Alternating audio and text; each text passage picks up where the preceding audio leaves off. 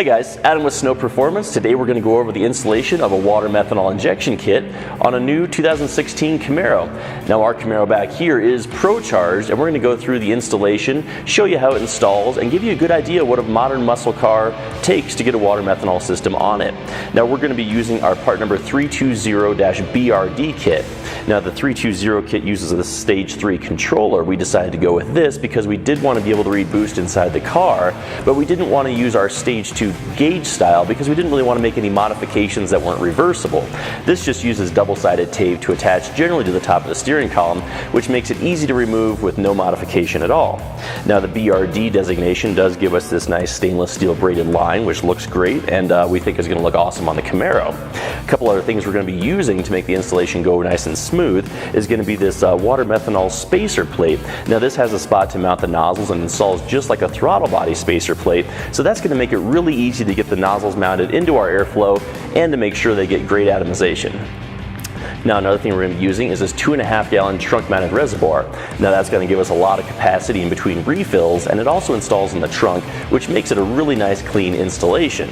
Now anytime we do a trunk mounted reservoir, we do like to include one of our new solenoids. This is entirely stainless steel, and make sure that when the system's off, it is entirely sealed and there's no dripping that can take place. So let's go ahead and jump right into the installation. You guys can see what's involved. Okay guys, we're going to go ahead and go through the tools you'll want to have on hand to make this installation go quickly and easily. We're going to of course need a rag and a screwdriver, as with any project. We're going to use zip ties to go ahead and hold the water methanol line and the electrical lines in place. We're going to make all of our electrical connections with blue butt connectors, but you can solder or use any connectors you like. Of course, we're going to want to have wire crimpers and wire cutters on hand to make all those connections. We're also going to want to have a full socket set, open-end wrench set, and an Allen wrench set to do the installation. We are going to want to have a power drill with a Phillips tip. That's how we're going to go ahead and use those self-tappers that hold the pump in place. We're also going to want to have extra wire to make sure we have enough length to get everything tied in together. Not pictured here, we're also going to want to have a floor jack or lift. Now we only have to get the Camaro off the ground enough to be able to crawl underneath and run that methanol line, so a floor jack should be plenty. With that said, let's go ahead and jump into getting some of the fittings put together, which starts the initial stages of the installation. Okay, so we have some of the fittings here that are going to be used to piece together the kit. Now it's going to be important that we use the included E6000 sealant on all of the NPT threads on those fittings. The E6000 is a methanol resistant and semi-flexible sealant that's great for stopping leaks, but can also be disassembled in a hurry. Now the E6000 is going to be used on the NPT threaded portions, but the 4AN pieces are not going to need that. They're self-sealing, so don't need to worry about it. We're going to need a 3/4 wrench, a 9/16, a 1/2 inch, and an 11mm wrench to get these all pieced together. Now we're going to go ahead and pop those in and get going on the car installation. We've got all the fittings installed and we're back here at the trunk. Now the first thing we're going to want to do on any sort of electrical installation or work on a vehicle is pop off the negative battery terminal. On the Camaro, it's behind this panel in the trunk here, and it takes a 10mm wrench to go ahead and take the negative terminal off, and then we're going to be ready to go ahead and continue the installation. Now the trunk on the Camaro is just about the perfect setup for mounting a water methanol system. We've got the base here which lifts up, and right below it is a cavity that is almost perfect for our system. Now we're going to have the pump set here, and we're going to use self-tapping screws to secure that right to the floor of the trunk. Now we're going to go ahead and of course run the electrical, and it's really nice the battery's back here since we don't have all that far to go to our power source. You can see here we actually have the line run over to our solenoid, which we actually hooked right on an existing bolt and used the pressure of this existing wiring harness to hold in place, so that should be just fine. Now from there we're going to actually have this line right here peek up through the bottom of the trunk, and then what's going to happen is we're going to put this 2.5 gallon here with the supplied mounting hardware right on the base of the trunk. That's going to allow the line to plug right into the reservoir, and all we see right here is the reservoir. What's nice is with this size reservoir in this trunk, even when the reservoir is mounted and full, you can still lift this up and access your system down there if you need to check it or do any maintenance.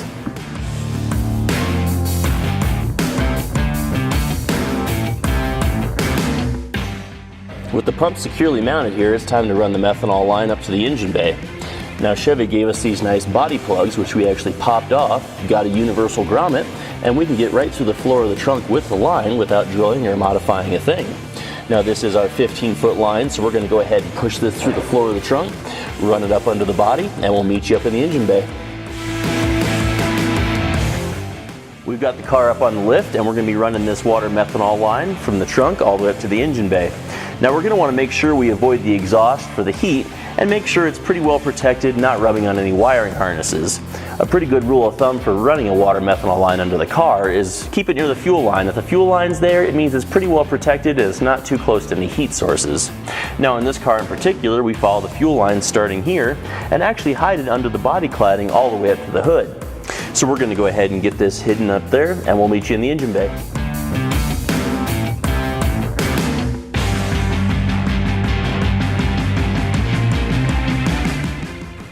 Alright, we've got our methanol line run up to the engine bay. You can see the end of the 15-foot line right here.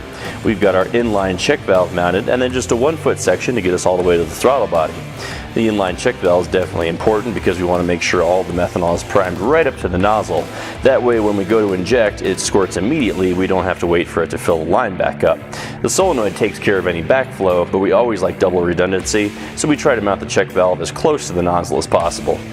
Now what we're going to be doing here is popping off the charge pipe, removing the throttle body. That's held on by 4 10mm bolts. We pop that off, and then we're going to be putting our spacer plate in. Now this comes with 4 longer bolts, and it's going to go right in just like a throttle body spacer. So it should be a pretty straightforward installation. Let's get started. So what we're going to do here is go ahead and loosen up this clamp holding the charge pipe on. Pretty easy there, and then this is just going to pull right on off. We'll put that up out of the way. Now we can see here we've got 4 10mm bolts holding the throttle body on. So we'll swap out sockets here.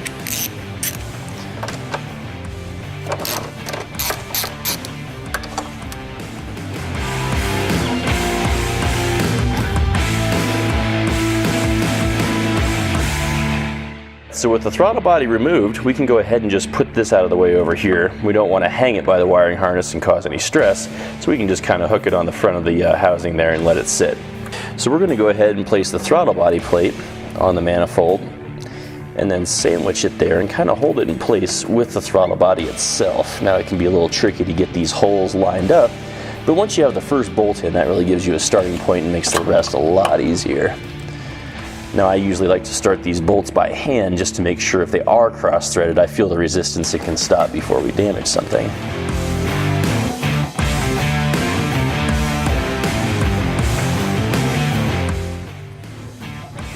Okay, and with that snugged down, we'll be ready to start reassembly here. Now we don't want to make those too tight. That is an aluminum throttle body going into a plastic manifold, so don't go too crazy with the torque on those. Now that we have the spacer plate installed, we're almost totally done with the mechanical part of the installation. The only thing we have left to do is to mount the nozzle in the spacer plate and then hook up the water methanol line. But before we install the nozzle in the spacer plate, we're going to want to go ahead and test prime the system to make sure everything is flowing properly. So let's go ahead and start looking at the electrical portion of the installation. Now we're back in the trunk and we've got everything installed and wired up. Now of course you can see our methanol line that'll be hooked up to our reservoir coming in here to the solenoid, through the pump, and then of course down through the bottom of the trunk. The solenoid here is wired in line with our pump control wire, so it'll open anytime the pump turns on. Now we've gone ahead and taken our main system ground right to the battery, which we recommend to make sure we have a really good ground. We've drawn power from our fuse box here where we found a 12-volt key on source and used our little mini fuse tap, which is included in the kit, to go ahead and draw power so the system only turns on when you turn the key on. From there you can see we have a simple wiring harness running up through the vehicle, and that's going to come out right by the controller. We've wrapped up the installation of the Stage 3 system. Now the last thing left to do is going to be to test the system. Now we're in here with the Stage 3 controller, which is the brains of the system. Now this just mounts, as we mentioned, with double-sided tape, which is really important for a newer car like this. That way we don't have to modify the interior and it's completely removable. Now we're going to go ahead and test fire the system using the controller. Now that makes sure the nozzle is properly atomizing and we also don't have any leaks, so let's go ahead and check it out. Now the Stage 3 controller is going to display all data real time. You can see where boost pressure and injection percent is read out on the screen. Now to test fire this system, we're going to supply artificial boost pressure, which will manually kick on the system. So I have my buddy under the hood who's actually just going to blow into the boost tube, and that's going to actually simulate boost pressure, which is going to go ahead and kick the system on, and we'll see an injection percent. Now you can see that he's blowing. We have boost and injection percent. Now when the injection percent ramps up, that means the controller has the pump activated. We'll actually hear the pump purring and the solenoid click open. Now upon initial startup, the system can take 10 to 15 seconds of the pump running before fluid initially reaches the nozzle, but after that point you will have instantaneous injection every time the system activates. Alright, that's the Stage 3 system installed in our 2016 Camaro with a Procharger. Now the next time you see us, we're going to head to the dyno and do a real-world test on what water methanol can do for your car. We're going to do a run on 91 octane and then add in water methanol so you can see the real-world horsepower that one of these systems can get for you. For more install videos and tech tips, check out our YouTube channel or website. This is Adam with Snow Performance, and we'll catch you next time.